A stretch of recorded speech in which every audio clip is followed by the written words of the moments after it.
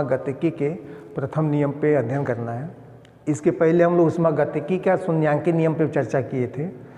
ऊष्मागतिकी का शून्यांकी नियम अब ध्यान में होगा कि ऊष्मागतिकी के जीरोज लॉ में आपको समझाया गया था कि यदि कोई निकाय अलग अलग दो निकायों के साथ तापीय साम्य में है, यदि कोई एक निकाय अलग अलग दो निकायों के तापीय साम्य में है तो ये दोनों निकाय परस्पर तापीय साम्य में होते हैं। ऐसा जो है बताया गया था आपको ऊष्मागतिकी के शून्यांकी नियम में। ऊष्मागतिकी के शून्यांकी नियम में से जो है द्रव्य के आंतरिक ऊर्जा के विषय में और भी कई प्रकार की जानकारियाँ प्राप्त होती हैं, वहाँ उसको डिस्कस करके बताया गया है। जब हम किसी निकाय को बाहर से ऊर्जा देते हैं, ऊष्मा देते हैं, तो उस निकाय के द्वारा जो ऊर्जा ली जाती है उस ऊर्जा से मुख्य रूप से दो ही कार्य हो सकते हैं। पहला कार्य तो ये होता है कि उस निकाय के परमाणुओं की अणुओं की आंतरिक ऊर्जा में परिवर्तन हो और उस निकाय के द्वारा या उस निकाय पर कुछ कार्य हो। तो ऊष्मागतिकी का जो प्रथम नियम है उसमें यही कहा गया है कि किसी भी अगर कोई निकाय ऐसा है जो कार्य करने में सक्षम है तो उस निकाय को यदि ऊर्जा दिया जाता है तो वह ऊर्जा, उस ऊर्जा का उपयोग जो है वह निकाय दो रूपों में करता है। या तो उस ली गई ऊर्जा से वो कार्य करता है और दूसरा उसके अणुओं की आंतरिक ऊर्जा में परिवर्तन होता है। अर्थात किसी निकाय को अगर Q ऊष्मा दिया जाए, निकाय के द्वारा W कार्य हो, उसके अणुओं के आंतरिक ऊर्जा में परिवर्तन डेल्टा U हो, तो दी गई ऊर्जा, दी गई ऊष्मा की मात्रा जो है W प्लस डेल्टा U के तुल्य होती है। यही जो है सीधा और सरल भाषा में एकदम जो है ये फर्स्ट लॉ ऑफ थर्मोडायनेमिक्स ऊष्मागतिकी का जो है प्रथम नियम है कि किसी भी निकाय को दी गई ऊर्जा की मात्रा उस निकाय के द्वारा किए गए कार्य और उस निकाय के अणुओं की ऊर्जा में, आंतरिक ऊर्जा में परिवर्तन के योग के बराबर होता है या तुल्य होता है। यही ऊष्मागतिकी का प्रथम नियम।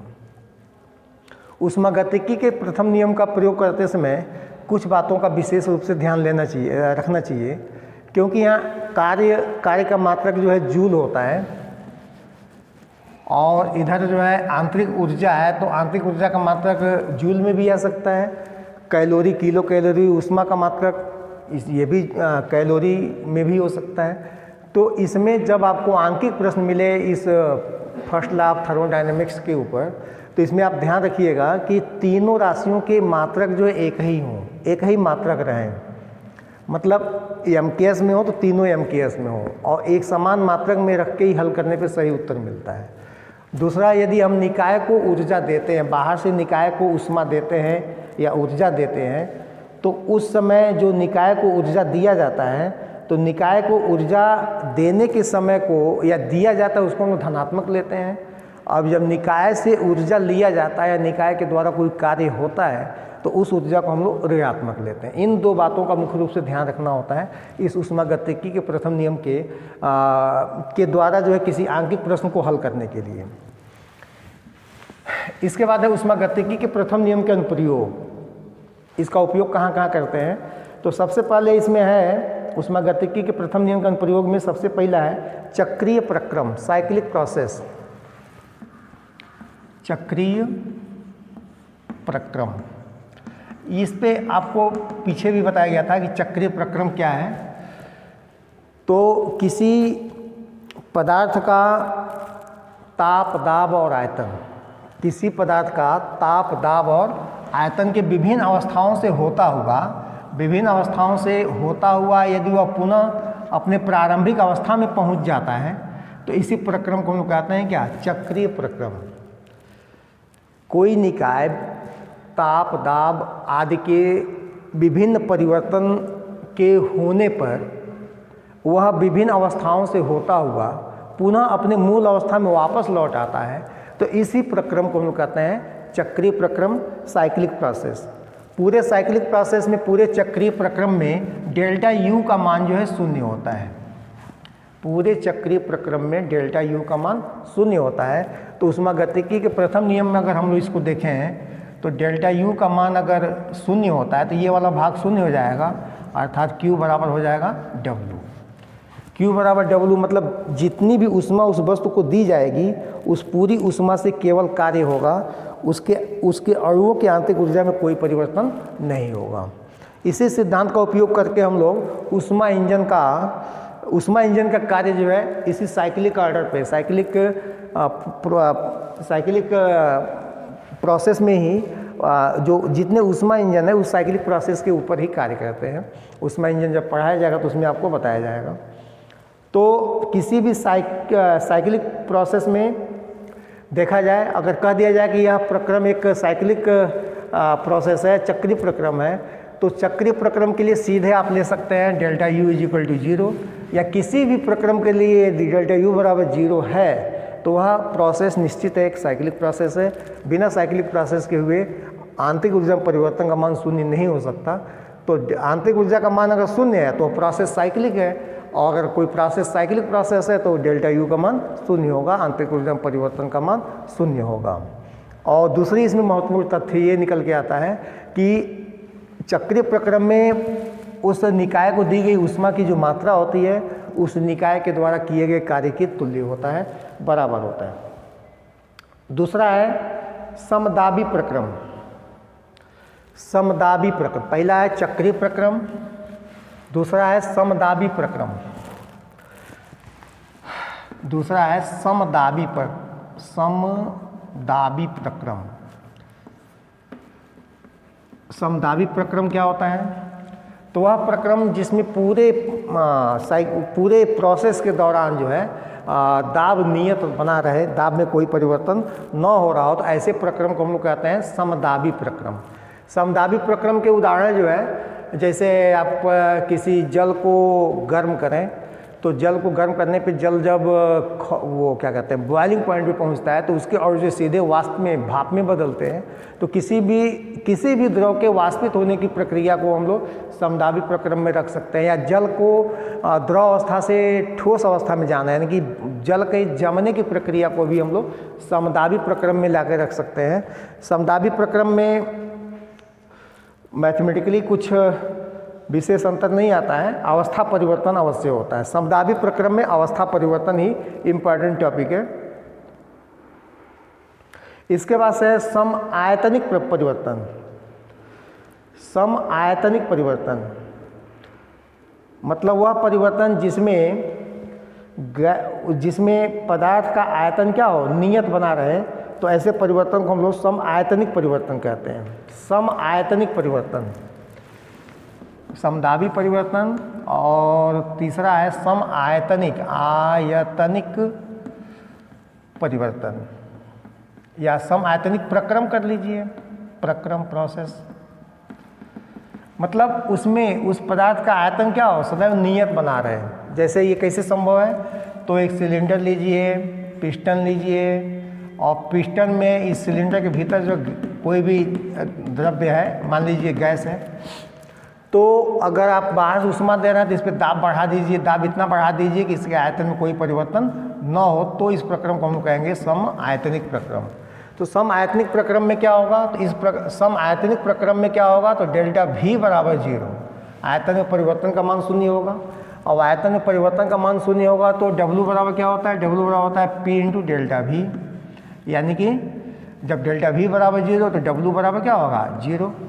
और W बराबर सम आयतनिक परिवर्तन में W बराबर 0, तो उसमें गतिकी के प्रथम नियम से Q का मान क्या होगा? Q का मान बराबर होगा डेल्टा U, अर्थात जो भी हम लोग ऊष्मा देंगे उस ऊष्मा से उस निकाय के आंतरिक ऊर्जा में परिवर्तन होगा, कोई कार्य नहीं होगा। सम आयतनिक प्रक्रम में कोई कार्य नहीं होता है।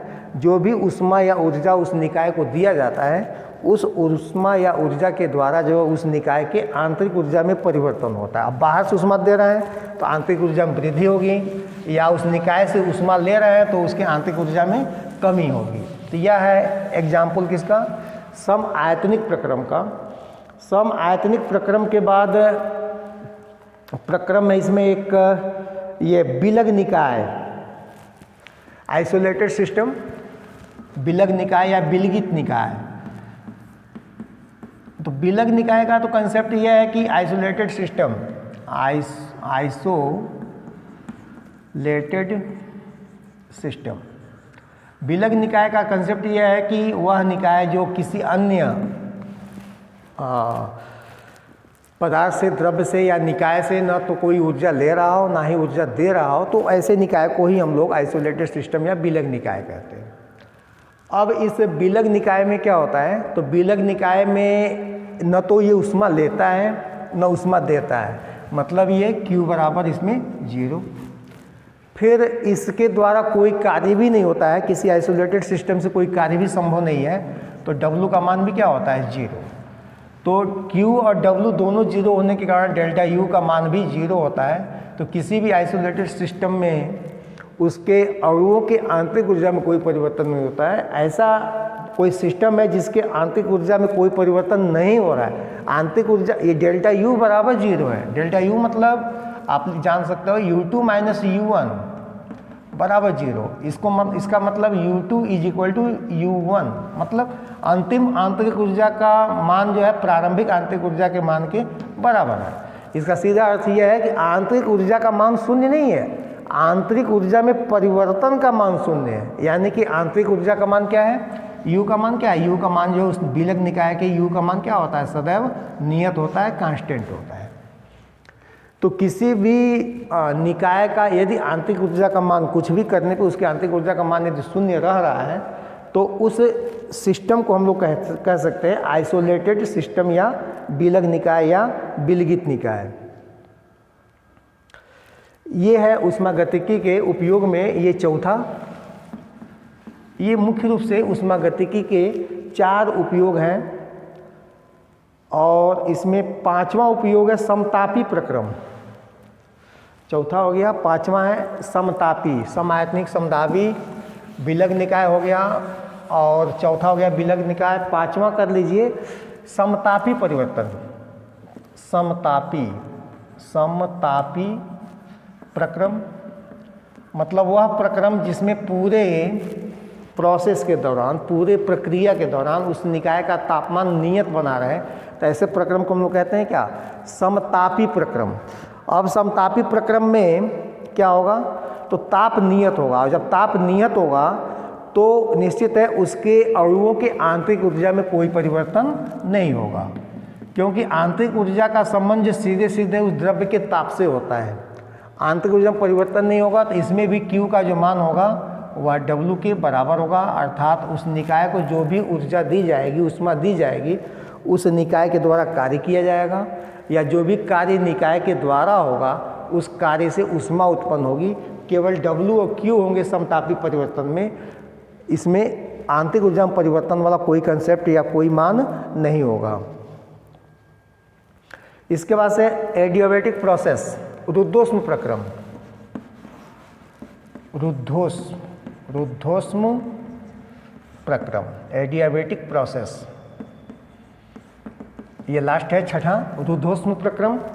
तो वह प्रक्रम जिसमें किसी निकाय प्रक्रम के दौरान निकाय की ऊर्जा स्थिर बना रहे, अर्थात निकाय के ताप में या कुल ऊर्जा में कोई परिवर्तन न हो रहा हो, तो ऐसे प्रक्रम को हम लोग कहते हैं रुद्धोष्म प्रक्रम।